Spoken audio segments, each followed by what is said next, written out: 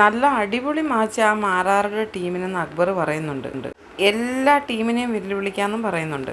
നിങ്ങൾ ബാറ്റ് ചെയ്യില്ലേ എന്ന് നമ്മുടെ ഷാനവാസിനോട് ചോദിക്കുന്നുണ്ട്. ആ മതി, നീ ആര്യന് ഇവനുണ്ട്, നീ ബാറ്റ് ചെയ്യില്ലേന്ന് ചോദിക്കുന്നുണ്ട്. ആ ഞാൻ ബാറ്റ് ചെയ്യും, കുഴപ്പമില്ലെന്ന് അക്ബർ പറയുന്നു.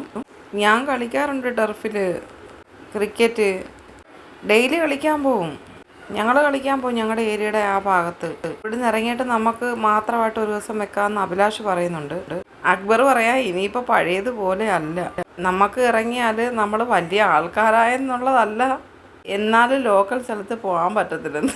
എന്ത് ചെയ്യുമെന്ന് പറഞ്ഞ ദൈവമേ, എല്ലാം ശ്രദ്ധിക്കണം അക്ബർ പറയുക. അപ്പോൾ ഷാനവാസ് പറയാം ഇങ്ങനെ വരും മൊബൈലും പിടിച്ചുകൊണ്ടെന്ന്.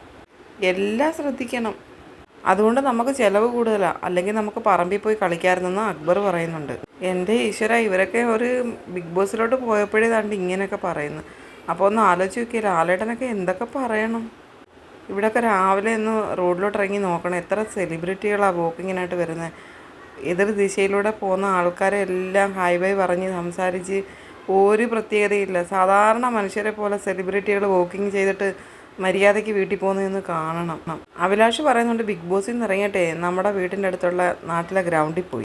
നമ്മുടെ കൂടെ സ്ഥിരം കളിച്ചുകൊണ്ടിരുന്ന പയ്യന്മാരാണ്, പക്ഷേ ഭയങ്കര സ്വീകരണവും കാര്യങ്ങളും ഒക്കെ ആയിരുന്നെന്ന് അഭിലാഷ് പറയും. അക്ബർ പറയാം നമ്മുടെ നാട്ടിലെ ഗ്രൗണ്ടിൽ പോകുന്നതുകൊണ്ട് കുഴപ്പമില്ല, കൊച്ചി എന്ന് പറഞ്ഞാൽ നമ്മളറിയാത്ത നാട്ടുകാർ, അവിടെ ഉള്ളവർ സ്ട്രേഞ്ചേഴ്സ് അല്ലേ. അക്ബർ പറയാണ് നിങ്ങളൊക്കെ തന്ന ഫീഡ്ബാക്ക് വെച്ച് നോക്കിയിട്ട് ഒരു സ്വൈര്യം തരാൻ സാധ്യതയില്ലാത്ത ലക്ഷണമാണ് കാണുന്നത്. ഇവരൊക്കെ വന്ന് പറഞ്ഞത് വെച്ച് കേട്ടിട്ട് നമ്മുടെ നാട്ടിലൊന്നും പ്രശ്നം കാണത്തില്ലെന്ന് ഷാനവാസ് പറയുന്നുണ്ട്. അപ്പം അക്ബർ പറയുകയാണെ ആ നാട്ടിലൊന്നും പ്രശ്നം കാണത്തില്ല, തൃശ്ശൂർ ചൂണ്ടൽ എന്നൊക്കെ പറയുന്നുണ്ട് അക്ബർ.